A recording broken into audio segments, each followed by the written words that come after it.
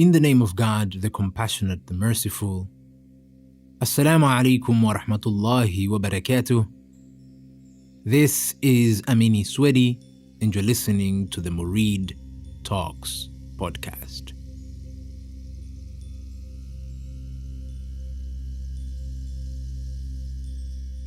Welcome back, everyone. Today's episode is a quick solo episode that is a continuation of the two last episodes that focused on the question of messengers and prophets. And to recap quickly, we talked about the messengers and prophets as those who receive divine revelation and a mission to teach the community about the ultimate reality and the way to get to the ultimate reality.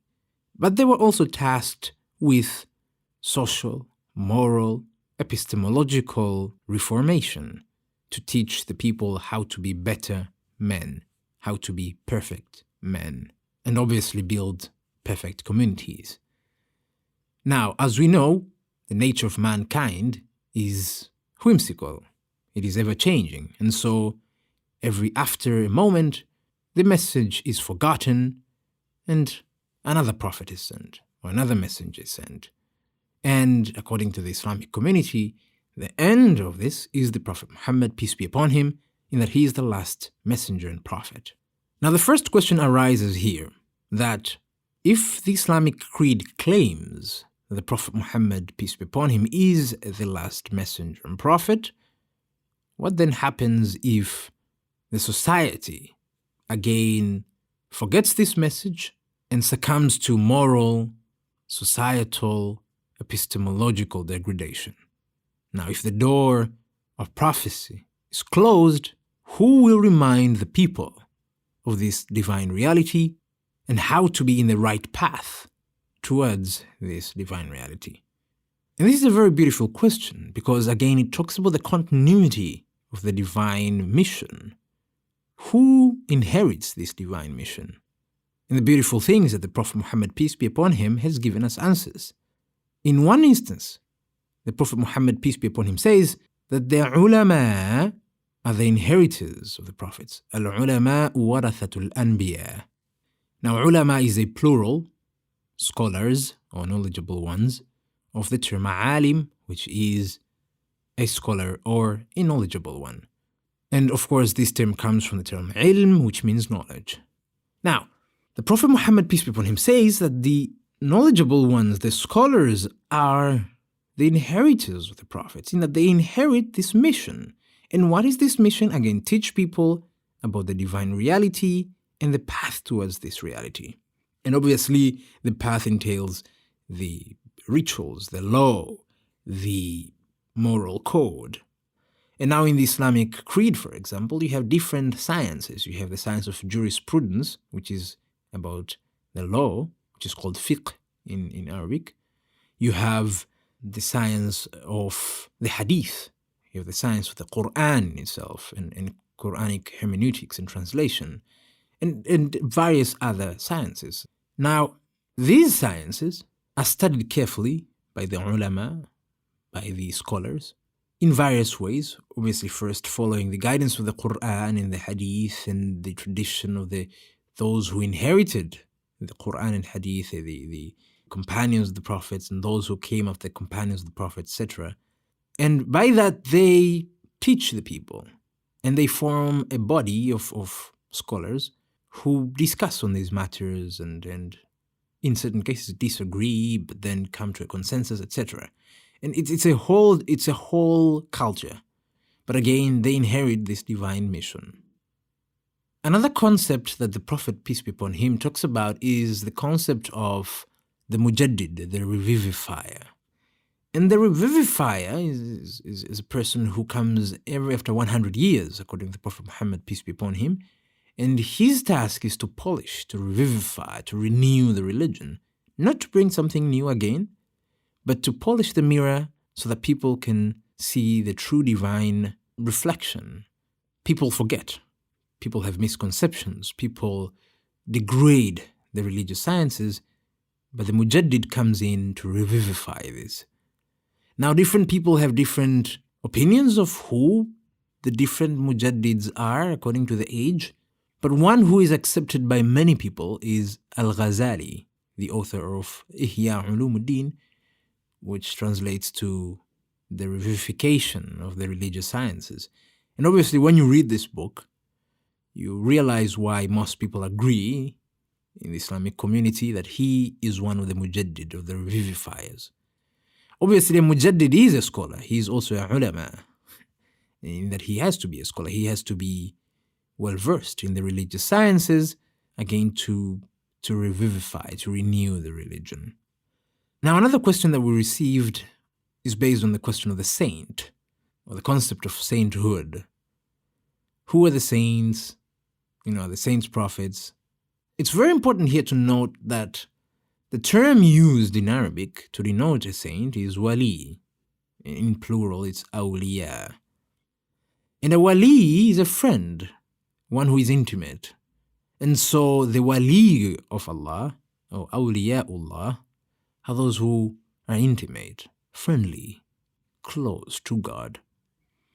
And I'll refer here to Ibn Arabi, who is one of my favorite scholars, and he talks about the concept of sainthood and prophethood. And he says that according to certain Sufis, sainthood is higher than prophethood. And he clarifies this concept because some people believed by this saying that the saints are better than the prophets. But he says that's not the case. What the Sufis mean here is that the sainthood in a prophet is higher than the prophethood in a prophet, and that this pertains to one person. So, for example, the Prophet Muhammad, peace be upon him, is a wali. He is a saint, but also he is a prophet. Now, his prophethood is related to the prophetic mission. And when he lays down this mission, for example, when he is alone, or when he isn't disseminating the divine revelation, he still is a saint. He still is one who is close to God. And so his sainthood does not have a limit. But the prophethood has a limit because, again, it pertains to the dissemination of divine revelation. And obviously, the Prophet Muhammad's prophethood ended when he died, but his sainthood continues, obviously, in the next life, and so on and so forth. So, the awliya are those who are close to God. And the awliya can be scholars, but some awliya are not scholars. And some awliya people never know. They're just close to God. And maybe even they might not even know that they are the wali of Allah. And the beautiful thing about this concept of the wali is that it applies to both God and the people. God says in one verse that He is the wali of those who believe. Allahu waliyul ladhina amanu. And what He does is that He takes them out of darkness and brings them to light. And so this is a beautiful concept in that the friendship is reciprocal. If you are a wali of Allah, Allah is your wali. You're friends, you're intimate with one another. Another concept that is very important to understand in kind of the esoteric tradition is the concept of the arif. And the term arif is derivative from the term ma'arifa, which means gnosis, Gnosis. And gnosis here translates to the intimate, intuitive knowledge of God. It's not rational knowledge, it's not erudite knowledge, but it's intuitive. It is based on opening, kashf, opening and taste, dhawq. It's a different kind of knowledge.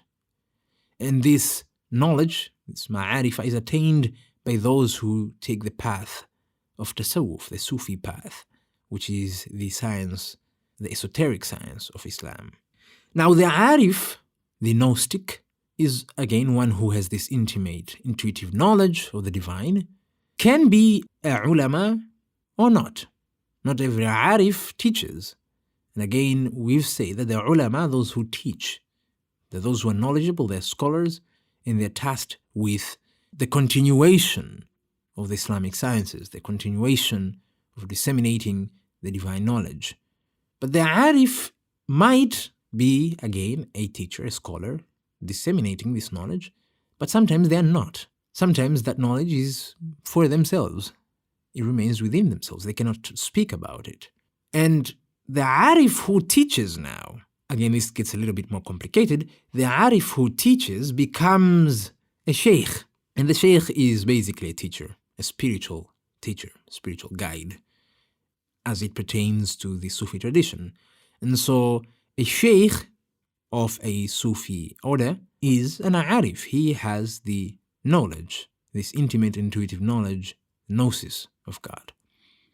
And so here you have different concepts. You have the concept of the ulama, who are the teachers, the scholars, who inherit the divine mission of teaching the community. You have the mujaddid, who is the revivifier of the religious sciences. You have the awliya or the wali, who are the friends and those who are intimate with God. You have the arifun or the arif, who are the gnostics. And these are those who attain to the intuitive, intimate knowledge of God. And all these concepts are very important, again, to understand. And there are much, much, much more concepts and terms that pertain to one aspect or another of this grand divine manifestation. You have titles that are given to specific people or specific peoples. For example, Ibn Arabi is called Muhyiddin, bringing life to the religion. And all these are terms that are given to people because of their contribution to the divine mission, in that they inherited, that mission from the prophets. And they are kind of the pillars of our community to teach us, to lead us towards this divine path. And so, my friends, I would love to end here. As I said, it's going to be short, but I'm not sure if it's been that short. But I just wanted to hint upon these things because we received a couple of questions. And as always, we thank you all for your feedback. We thank you for your questions. We thank you for your contributions. And may Allah bless you, because the life of this podcast is you guys. Thank you very much, and I hope you have a great day. Assalamu alaikum wa rahmatullahi wa barakatuh.